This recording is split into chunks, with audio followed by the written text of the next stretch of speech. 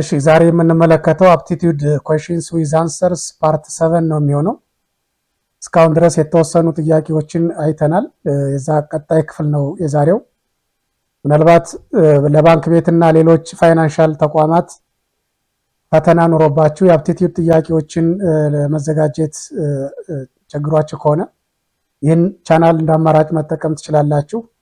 ቻናሉን ሰብስክራይብ በማድረግ የተለያዩ የአፕቲቲዩድ ጥያቄዎችን መለማመድ የምትችሉ መሆኑን መግለጽ እወዳለሁ። ሌሎች ተማሪዎች፣ ተመራቂ ተማሪዎች ወይም ስራ ፈላጊዎች አፕቲቲዩድ ጥያቄዎችን ማግኘት እንዲችሉ እናንተም ሼር እንድታደርጉላቸው በዚሁ አጋጣሚ ገልጻለሁ። We have question number 23 and question number 23 says that if A and B be positive integers and if a squared minus b squared is equal to 19, then the value of A is A 9, B 10, C 19, D 20. So what is the answer for this question? We have two numbers and the two numbers are positive. Then you are given the equation A squared minus b squared which is equal to 19. And from this equation, you are going to find out the value for A. So what is the answer for the question? Is it A, is it B, C, or D? I hope you get the answer for the question, and let me show you the solution. A squared minus b squared is equal to 19. It is the given equation, and this given equation can be rewritten again in such a way. A squared minus b squared means a plus b times by a minus b. A plus b in the bracket times by a minus b in the bracket. So the given equation can be written as a product of two numbers. The bracket of a plus b times by the bracket of a minus b. So it is again equal to 90. And from this you can see that 19 is a prime number. We know about prime numbers. Prime number is a number which has a factor of 1 and the number itself. Or there are two factors for any prime number, and 19 has two factors. These are 19 itself and 1. So a plus b times by a minus b is equal to 19. From this, one of the number is 19 and the other one is 1. So let's say a plus b is 19 and a minus b is 1. So two numbers whose sum is 19 and whose difference is 1 is simply is equal to 10 and 9. 10 and 9. So A is 10 and B is 9. The answer for this question is choice B, which says 10. ይህ ጥያቄ የሚለን ምንድነው? ሁለት ፖዚቲቭ ኢንቲጀርስ አሉ A and B። ከዚህ A squared minus B squared is equal to 19 የሚል ኢኩዌሽን ተሰጥቶናል። ከዚህ ኢኩዌሽን ላይ የኤን ዋጋ ፈልጉ ነው የሚለን። የኤን ዋጋ ለመፈለግ በመጀመሪያ ደረጃ ይሄን ኢኩዌሽን በዚህ መልክ እንደገና መጻፍ እንችላለን ማለት ነው። A squared minus B squared ማለት በብራኬት ውስጥ A plus B times by በብራኬት ውስጥ A minus B አድርገን የሁለት ቁጥሮች ብዜት አድርገን መግለጽ እና እንደገና መጻፍ እንችላለን ማለት ነው። ስለዚህ A plus B times by A minus B is equal to 19 ይሆናል ማለት ነው። 19 ፕራይም ነምበር ነው። ፕራይም ነምበር ማለት ደግሞ ፋክተሮቹ ራሱ ቁጥሩና አንድ ሆኑ ማንኛውም ቁጥር ፕራይም ነምበር ይባላል። ስለዚህ 19 ፋክተሮች 19 እና አንድ ናቸው ማለት ነው። ስለዚህ አንደኛው ቁጥር 19 ነው፣ ሌላኛው አንድ ነው። ከዚህ A plus B የሚለውን 19 A minus B የሚለውን በአንድ እንወክለውና A plus B 19 ከሆነ A minus B አንድ ከሆነ ያ ማለት ድምራቸው የሁለቱ ቁጥሮች ድምር 19 ነው። ዲፈረንሳቸው ደግሞ ሲቀናነሱ አንድ ነው። እነዚህ ቁጥሮች ማና ማን ናቸው? 10 እና 9 ነው ማለት ነው። ስለዚህ ኤ 10 ነው፣ ቢ ደግሞ 9 ነው። የዚህ ጥያቄ መልስ ቾይስ ቢ ላይ የተቀመጠው 10 የሚለው ቁጥር ይሆናል ማለት ነው። We have question number 24. Question number 24 says that if star means the symbol star means adding 6 times the second number to the first number, then A star B in the bracket star C equal to A 21, B 31, C 91, D 93. So what is the answer for the question? Please try it by your own for a while, and I hope you get the answer for the question. Okay. We know that, or it is given that star means adding 6 times the second number to the first one. So first work out the elements in the bracket. A star B, A star 2 means here we add 6 times the second number to the first number. We have 1, and we have star. Star means adding 6 times the second number. 6 times the second number. 6 times by the second number is 2. 6 times by 2 to the first one. So A star 2 means adding 6 times the second number to 6 times by 2 plus 1, which is equal to 1 plus 12, which is again equal to 30. Now we have worked out the first part. So 1 star 2 means 30. 1 star 2 means 30. Again we have 13 star 3. 13 star 3. Again here star means again adding 6 times the second number to the first one. So we have 6 times the second number is 3. 6 times by 3, which is equal to 18, plus the first one is 13. So it means 13 plus 18, which is equal to 31.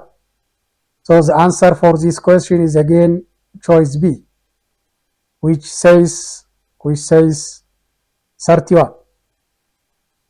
በዚህ ጊዜ የሚለን ስታር የሚለው ምልክት ምንድነው የሚነግረን? የመጀመሪያው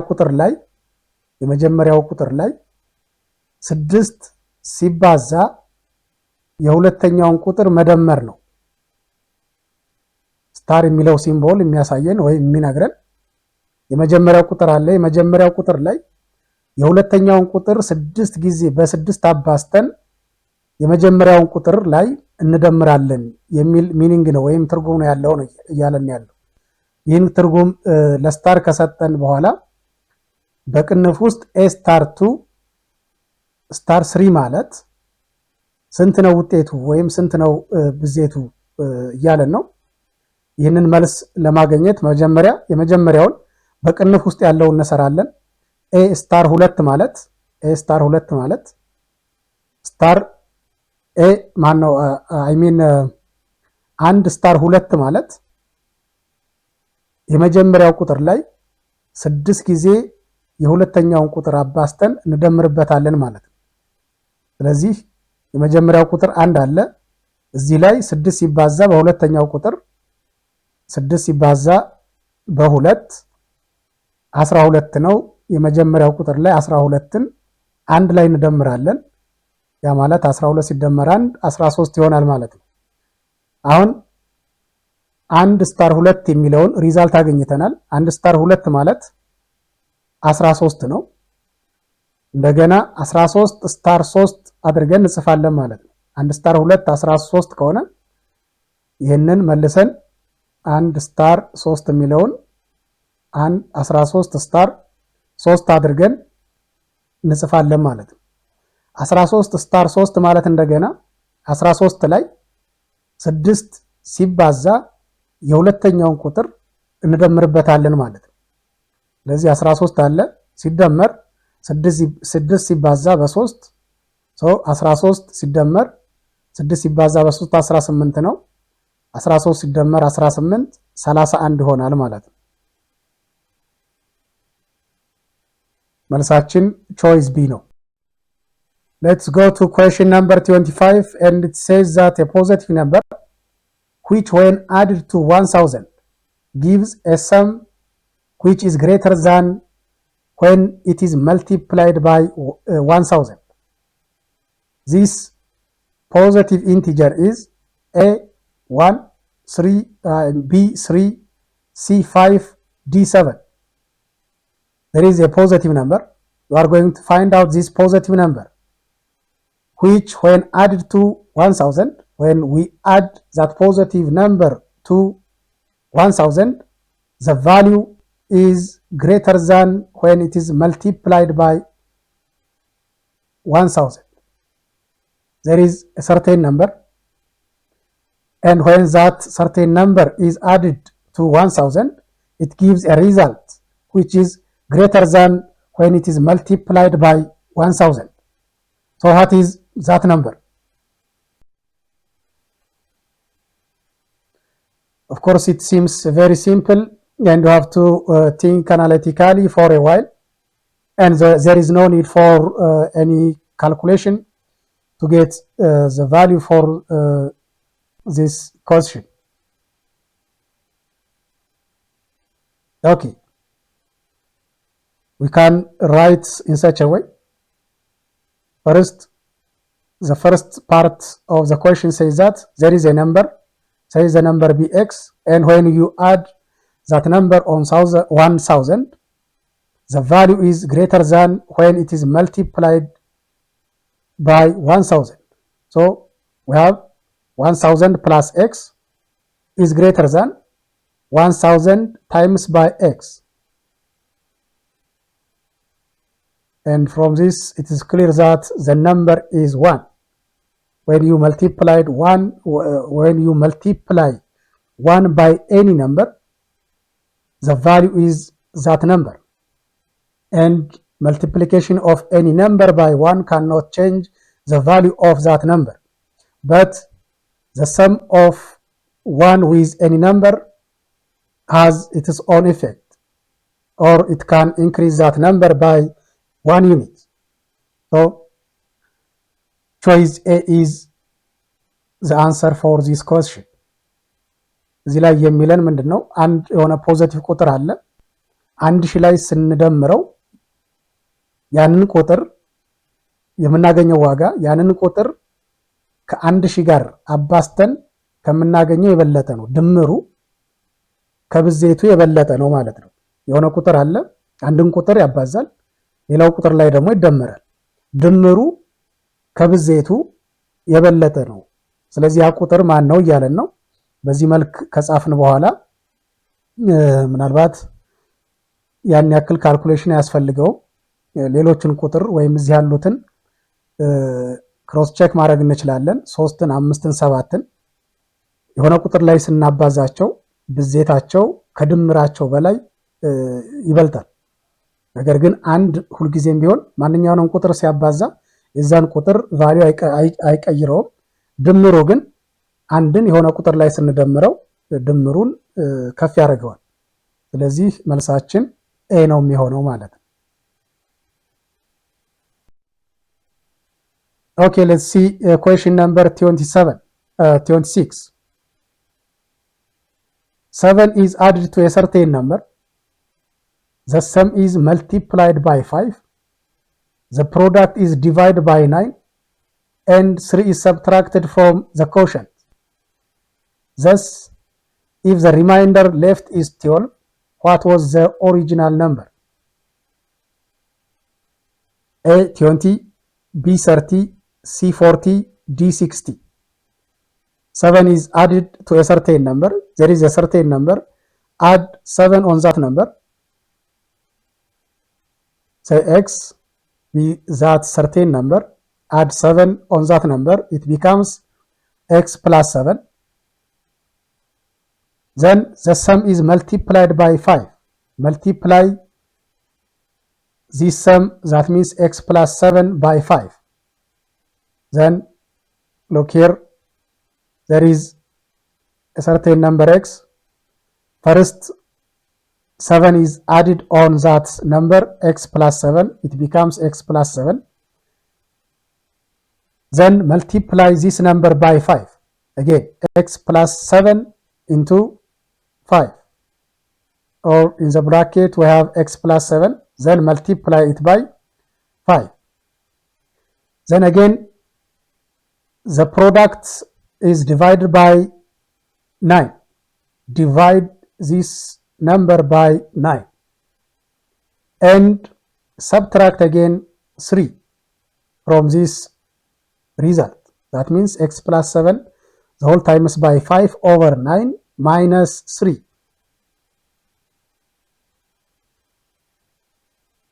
Thus, if the remainder left is 12, then that means if this remainder is equal to 12, x plus 7 multiplied by the whole multiplied by 5 over 9 minus 3 is equal to 12.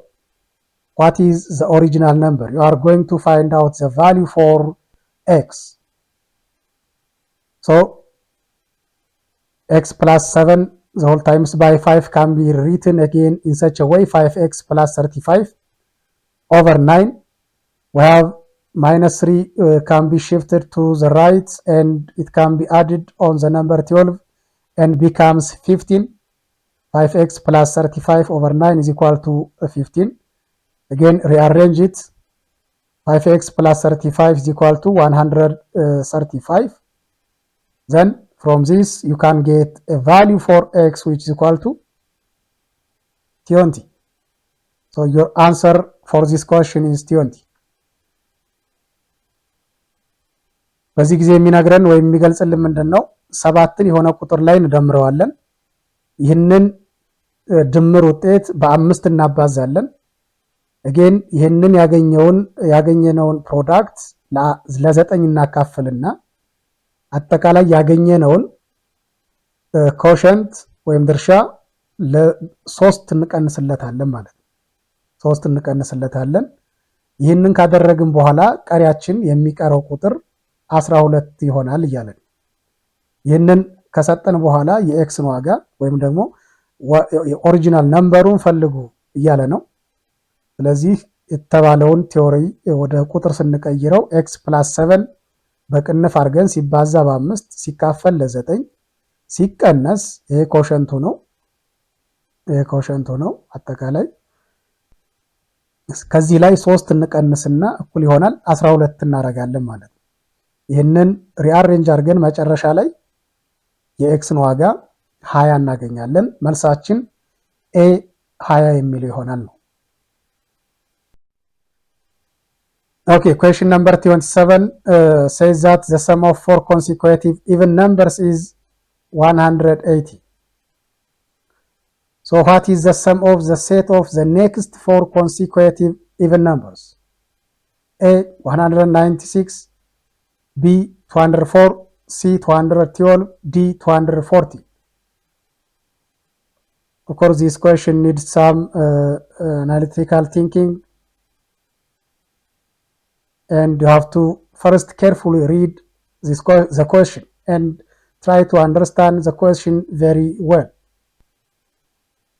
So we are just talking about even numbers, and we have 4 consecutive even numbers, and the sum of those consecutive even numbers is 180. So you are going to find out the sum of the set of the next 4 consecutive even numbers. First, you have to find out the first 4 consecutive even numbers. After that, you are asked to calculate out the sum of the next 4 consecutive even numbers. That means you should not include the first 4 consecutive even numbers, rather you start at next to the last of the first 4 consecutive even numbers, and then count another 4 even numbers and find out the sum of the next 4 consecutive even numbers. So first we have consecutive even numbers. 4 consecutive even numbers. 2 even numbers have a difference of 2. So we have the first, say, even number be a, then the next even number is a plus 2. Then the third even number is, you have to add 2 on a plus 2. It becomes a plus 4. Then again, you have to find out the fourth even number, and the fourth even number is higher than the third one by 2. So you have to add 2 on a plus 4. It becomes a plus 6.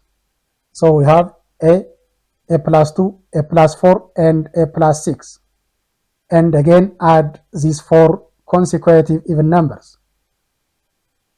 A plus 2 plus a plus 4 plus a plus 6, which equal to 180. Then add up and collect like terms. We have 4a plus 12, which is equal to 180. Then 12 can be shifted to the right and subtracted from 180. It becomes 168. 4a is equal to 168. So we have the value for a, which is equal to 42. So the first even number is 42. Then find out or list out the first 4 consecutive even numbers, starting from 42, 44, 46, and 48. But here you are asked about the sum of the next 4 consecutive even numbers. That means find even numbers next to these 4 even numbers. 4 even numbers next to these 4 even numbers, which starts from 50, 52, 54, and 56. These are the next even numbers, 4 even numbers. So the sum of 50, 52, 54, and 56 is equal to 212. And the solution for this question is choice C. choice C. የጥያቄ የሚለን ምንድን ነው? 4 ተከታታይ የሆኑ ኢቭን ቁጥሮች አሉ። የነዚህ ኢቭን ቁጥሮች ድምር 180 ቢሆን ቀጣይ ያሉትን 4 ተከታታይ ኢቭን ነምበርስ ድምራቸው ስንት ነው እያለን።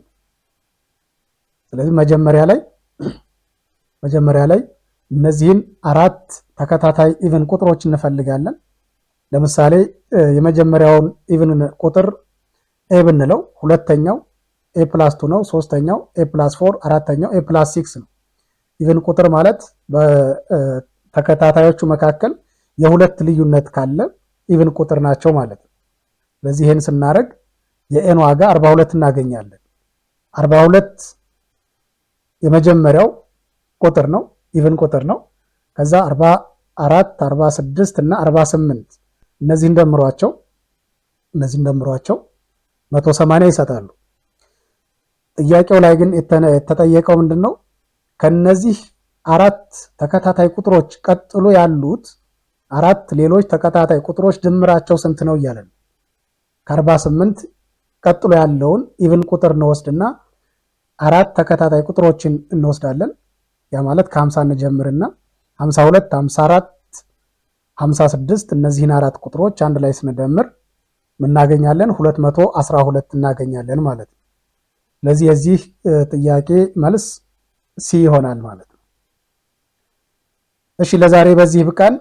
ምናልባት እንደዚህ አይነት ተመሳሳይ ጥያቄዎችን መስራት ከወደዳችሁ ይህንን ቻናል ሰብስክራይብ እያደረጋችሁ በየጊዜው የሚለቀቁ አዳዲስ ቪዲዮዎችን ለማግኘት ሞክሩ። ታንኪዩ